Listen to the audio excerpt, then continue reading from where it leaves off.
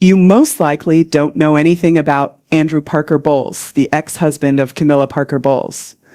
The couple did, after all, get divorced a very long time ago. What you should know about the guy the Duchess of Cornwall wed prior to Prince Charles is provided below. The tale of Queen Camilla and King Charles has dominated news coverage and polarized public sentiment for many years. However, Andrew Parker Bowles was a quiet, collected, and much disregarded man who worked behind the scenes of that well-known love triangle. Their more than 2 decades of marriage were characterized by secrets, scandal, and glitz. Andrew has now revealed the true cause of their marriage's demise after almost 30 years of keeping quiet. From the start, Camilla and Andrew's marriage was fraught with difficulties, and most people didn't expect it. Was it a private agreement that fell through, betrayal, or silent resentment? Why did the man who used to stand by Camilla abandon everything? Come along with us as we reveal the long-kept secret directly from the guy at its core. The first love story at a gathering in 1965, Andrew met Camilla Shand for the first time. They clicked right away, and for a while it looked like their relationship was going to get serious. However, they experienced highs and lows like many young couples, as stated by Penny Junor, royal biographer. Greetings from Penny Junor, the author of the recently released unauthorized biography of Camilla. When Andrew started dating Princess Anne, things became more complex. Their relationship ended as a result of the detour Camilla Parker Bowles and the affair that rocked the crown. As Junor implies in her book, The Duchess, Camilla might never have dated Prince Charles if Andrew hadn't pursued the princess. After a while, Andrew and Camilla managed to reconnect. After rekindling their romance, they became engaged in in one of the decade's most talked about social weddings. Andrew married Camilla on July 4th of that year. Nearly 800 people attended the service, which was held in the Guards Chapel in Wellington Barracks, London, and included well-known royals like the Queen Mother, Princess Margaret, and Princess Anne. The guest list demonstrated Andrew's closeness to the royal family, despite the fact that the ceremony was Roman Catholic and honored his beliefs. Andrew himself had been a page boy at the coronation of Queen Elizabeth II, and his parents had been acquainted with the Queen Mother for a long time. That's how Andrew got a page in the coronation of Queen Elizabeth II. At that time, Camilla had already been intimately involved with Prince Charles, but that relationship was far from over. Camilla wore a stunning white gown with silk voile balloon sleeves and a ruffled collar as she walked down the aisle. Her dramatic and foot-long veil went well with the cubit Shand tiara, a stunning family treasure that had been handed down through the generations of ladies in her family. The same tiara would be worn by their daughter Laura years later, when she married Harry Lopes in 2000. Andrew and Camilla's reputation in high society was cemented with the glitzy reception at St. James's Palace following their wedding. Eventually rising to the rank of brigadier in the British Army, Andrew was a career officer who married Camilla at Middlewick House, a quaint Georgian house in Wiltshire. Together they brought up 2 children, Laura, born in 1978, who would make a name for herself as a curator in the art world, and Tom, born in 1974, who would go on to become a famous food writer. The fact that Prince Charles became Tom's godfather during their marriage was one of the more unexpected links. It was a subtle signal at how closely their lives were already connected. After more than 20 years of marriage, Andrew and Camilla decided to divorce, and an important chapter in each of their lives came to an end with their civil and peaceful divorce. Nevertheless, their relationship endured, particularly through their 5 grandkids and children, Gus, Louis, and Eliza Lopes, as well as Lola and Freddie Parker Bowles. Later, especially in its 3rd season, Netflix's The Crown portrayed their narrative with all of its royal entanglements, social focus, and emotional turns. It depicted an early period of Andrew's life, long before Camilla's future in the monarchy came into the public eye. What became of this lovely tale of love? A harmonious separation? Andrew Parker Bowles and his wife Camilla Parker Bowles have chose to divorce after more than 2 decades of marriage. What many family members had long assumed was confirmed by the announcement made by their attorney. The natural end of the couple's relationship had been discreetly reached.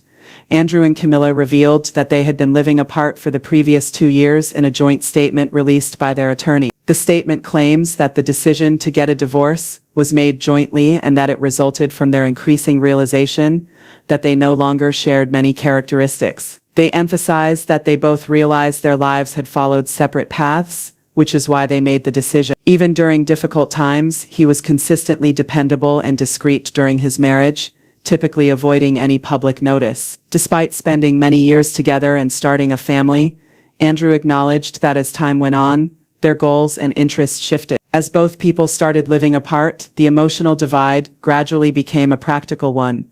According to English law, the divorce was supposed to go through amicably and without any issues.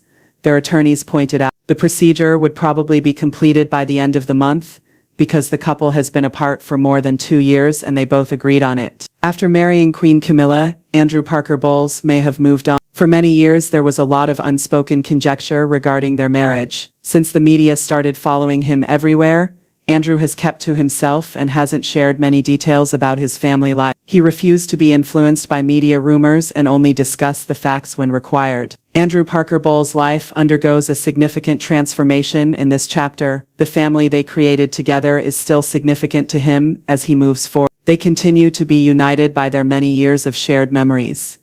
Andrew felt neither guilty nor sorry for what had occurred. It required deciding to say goodbye with dignity and acknowledging that sometimes people no longer share anything in common. However, was there more to the divide than first appears? The actual reason behind the split? One of the most embarrassing and scandalous times in the British royal family's history occurred in the early. Although Prince Charles and Camilla Parker Bowles received a lot of media attention, Andrew Parker Bowles, Camilla's then husband, was the one who suffered the most from the personal embarrassment that accompanied such a highly public betrayal. The incident began in 1993, when a confidential phone conversation between Prince Charles and Camilla was leaked to the media. The conversation took place in 1989. Only years later, however, was the information released to the public. News organizations and tabloids focused on the matter after the transcript was made public. The call quickly earned the moniker Camilla Gates, as it revealed that the rumors circulating about Camilla and Prince Charles were accurate. Many folks were stunned by the facts in the call. It was clear from Charles and Camilla's remarks that their relationship went much beyond friendship. The conversation surprised the public, but it grieved people close to the incident, like Andrew. Wayne Francis, a royal analyst, claims that the revelation severely embarrassed Andrew. Francis clarified that Andrew found it quite impossible to continue acting as though nothing had occurred because of the scandal's highly visible character. According to reports, he was not only deceived by his wife, but also subjected to a degree of criticism and ridicule that no one should have to face. Being a key member of the royal family, Andrew and his family suffered greatly as a result of the scandal. After all, he had close family ties to the royal family, served the monarchy, and attended royal functions. The embarrassment was even more acute behind closed doors. According to others close to the couple, Andrew was enraged not only at Camilla, but at the notion that the whole nation was now aware of something so personal and distressing. Late-night jokes and tabloid headlines centered on the release tape. However, it was a deeply embarrassing time for Andrew. It had evolved beyond mere rumor. His life was falling apart in real time. According to reports, Camilla Gate was the last straw between Andrew and Camilla, even though they had been drifting apart before the controversy. Family friends implied that he was no longer able to keep up the appearance of a happy marriage, or see past the public shame. Many people thought the harm had been done even before the divorce papers were filed, even though the formal divorce wouldn't be finalized until the reality was obvious. Despite Camilla and Andrew's best efforts to maintain their separation as respectful as possible, the scandal had destroyed a marriage in addition to upending the monarchy. The silent but significant toll it took on Andrew Parker Bowles should also not be overlooked, even if history has centered on Charles and Camilla's eventual union. Why did the man Camilla deceived him with never really leave her side if her betrayal ruined her marriage to Andrew? A royal event. Charles and Camilla had a strong bond that was kept secret from the public, and endured through their own marriages long before the phone call was disclosed. Their relationship didn't start out as a scandal, rather it developed out of amicable conversations and a sense of humor before becoming more serious. Early in the 1970s, Prince Charles and Camilla Shand became acquainted. According to some accounts, the Chilean ambassador's daughter, Lucia Santa Cruz, arranged their first meeting in 2 years older than Charles, who was a young prince in his early 20s, who had recently completed his naval training. Camilla was already well known in London for her elegance, wit, and ease in high society. According to numerous royal biographers, the two bonded right away. According to numerous accounts, Charles was drawn to her friendliness, sense of humor, and lack of pretense, which contrasted sharply with the formal gatherings he frequently attended. They began dating shortly after, and it is thought that they did so immediately after meeting. However, despite their deep emotional and romantic connection, they never got engaged. This could be due to a number of factors. Given that she was not regarded as a true aristocrat and had dated outside the royal family, which was frowned upon, several royal insiders believed Camilla might not make a suitable future queen. It was challenging for them to establish a long-term relationship because Charles frequently had to travel for his naval duties. When Camilla and Andrew Parker Bowles rekindled their romance and subsequently tied the knot, Charles was overseas. Camilla and Charles remained close even after they were married. In actuality, they maintained a close emotional connection by staying in contact. Their connection evolved from an innocent romance to a stable and confidential one over time. Camilla remained with Andrew, while Charles was married to Princess Diana, but they continued to be near one another. According to some with knowledge of the matter, the affair was more than just a physical one. Even as the royal spotlight grew, none of them was able to break the emotional bond. Camilla became Charles's confidant during some of the most trying times in his life. According to friends of the couple, she was someone he felt he could rely on because of their shared history, opinions, and compatibility. Those closest to them were aware of their private relationship, which continued in secret despite their best efforts to keep a positive public image. Andrew Parker, however, was more than a victim, a union based on adultery. Andrew Parker Bowles is typically portrayed as the victimized spouse whenever the lengthy and complex relationship between Prince Charles and Camilla Parker Bowles is discussed. The future King of England had a love relationship with his wife, the one that was abandoned. However, history makes it clear that Andrew Parker Bowles was also not a saint, if we are to be honest. According to reports, Andrew and Camilla were both unfaithful during their marriage. Andrew's personal amorous behavior also caused some controversy. Even though Camilla's affair with Charles garnered headlines and rocked the monarchy, there seems to have been an unsaid understanding between the husband and wife behind the scenes. In their home, monogamy wasn't precisely a strict requirement. Camilla was in love when they got married in 1973. According to friends and royal biographers, she sincerely thought Andrew, who is renowned for being affable, self-assured, and quite popular with women, would eventually get married. Renowned royal writer Penny Jr. claims that Camilla believed she could transform him. According to Jr., Camilla genuinely believed that Andrew would fulfill all of her dreams, and that her heart had found a home with him. However, as the narrative progressed, it became painfully evident that Andrew had no intention of abandoning his bachelor lifestyle simply because he had said "I do." Long before he married Camilla, Andrew was well known for being a ladies' man. After they were married, their reputation remained almost unchanged. Actually, according to a number of sources, he had multiple relationships while they were married, including one with Rosemary Pittman that was quite severe. This was more than a fleeting affair. Even when his marriage to Camilla ended, Andrew and Rosemary remained close, and he married Rosemary in 1996 shortly after his divorce. A year after divorcing Camilla, he married Rosemary Parker Bowles. Compared to a royal marriage, Rosemary and Andrew's relationship received somewhat less media attention. She must have been very important in his life because their relationship continued until her death in It's intriguing and a little unnerving how little Andrew fussed over Camilla's ongoing relationship with Prince Charles. Andrew didn't respond with the indignation you might expect from a betrayed husband, according to people familiar with the couple's social group. Instead, it appeared like he was not surprised at all.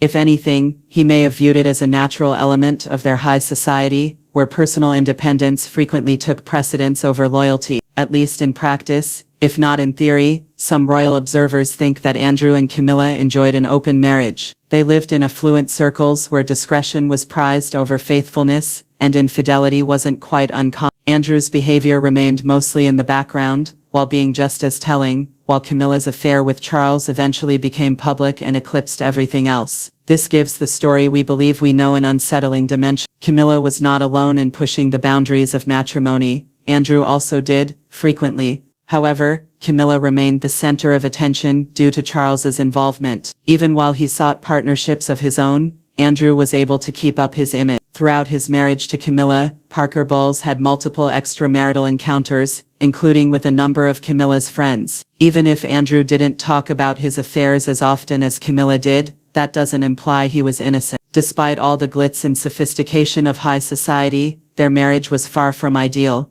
It was based on complex feelings, unfulfilled hopes, and a mutual realization that maybe neither of them would ever be fully one. However, who actually violates the rules when both couples are participating in the same game? After his 1995 divorce from Camilla, Andrew Parker Bowles didn't live a solitary life or remain single for very long. He married Rosemary Alice Pittman, his lifelong partner, just a year later. Born on June 17, 1940, Rosemary was married to Lieutenant Colonel John Hugh Pittman, and had 3 boys with him. According to reports, she and Andrew dated for a long time before his divorce. Camilla and their bond was already solid when they were married. Andrew and Rosemary's marriage was characterized by a deep sense of companionship and respect. According to friends and relatives, the pair was steady and got along well. They remained together for over 10 years, despite rumors about how their love began. They demonstrated their maturity and social standing by combining the formality expected of aristocrats with a tender devotion. Andrew and Camilla continued to date after their divorce. Andrew and Rosemary were present when Prince Charles and Camilla tied the knot in 2005, following years of public scrutiny. Their presence demonstrated that their history was respected and that they all still treated each other with courtesy and respect. Rosemary passed away in January 2010 due to complications from her disease. When it was announced that Rosemary passed away from cancer in January 2010, the public was given a rare but devastating update on the couple. Having been his wife's husband for more than 15 years and her companion for even longer, Andrew was devastated by her passing. Prominent members of Britain's elite circles attended the funeral, which took place in St. Alphome's Catholic Church in Malmesbury. The presence of Princess Anne, a long-standing friend of both Camilla and Andrew, demonstrated how highly Rosemary was regarded. Camilla also attended Rosemary's memorial ceremony, which was held at the Guards Chapel in March of that year. We were reminded of the complex and occasionally difficult ties among these British aristocrats by her presence at the memorial. Andrew did not receive much media attention for a while. In December 2023, his name made headlines once more, this time due to a fresh romantic development. According to reports, Andrew began dating Anne Robinson, a well-known TV personality from the UK and former host of The Weakest Link. The announcement shocked many not only because of their public personas, but also because they were both in their 80s, demonstrating that friendship and love are truly ageless. What molded the man behind the complicated relationships and royal drama? Andrew Parker Bowles' early life. Andrew Parker Bowles was born on December 27, 1939, the eldest of 4 children. His father, Derek Henry Parker Bowles, was descended from Thomas Parker, the 6th Earl of Macclesfield, and resided at Donington Castle House in Berkshire. Being the daughter of Sir Humphrey de Trafford, who amassed wealth by owning racehorses, his mother, Anne de Trafford, was also well connected. Growing up surrounded by big estates, family history and connections to sports and culture influenced Andrew in ways that would continue throughout adulthood. The Times' announcement of Andrew's christening was more than just a birth announcement. Instead, the list appeared as a compilation of well-known names, demonstrating the close ties between the Parker Bowles family and the elite of British society. William Cavendish, the Marquess of Hartington, who was married to Kathleen Kit Kennedy, the younger sister of U.S. President John Kennedy, Mary de Trafford, Miss Swinnerton Dyer, and Sir Humphrey de Trafford, his own grandfather, were listed as his godparent. Andrew must have found it gratifying, and in a way, burdensome with expectations to be associated with European nobles, American political royalty, and well-established British baronet. Given how closely Andrew's family was tied to the throne, some family acquaintances even suggested that Queen Elizabeth, the Queen Mother herself, had consented to serve as a godparent. Growing up in these surroundings, Andrew was constantly at the center of attention as a child. When Queen Elizabeth II was solemnly crowned on June 20, the young Andrew served as a page to Lord Simon, the Lord Chancellor at the time, standing with dignitaries. For children, being a page at a coronation was an uncommon and unique event, and Andrew's visit to Westminster Abbey that day demonstrated his future closeness to the royal family. It was a permanent position. Everyone could see that Andrew was associated with high society, service, and ceremony. But life was more than aristocratic names and grandeur. As a child, Andrew developed a love for horses and was drawn to the countryside. He decided to try his hand at being an amateur jockey. Because of that early fascination, he participated in the renowned Grand National Steeplechase in 1969 while riding the Fossa.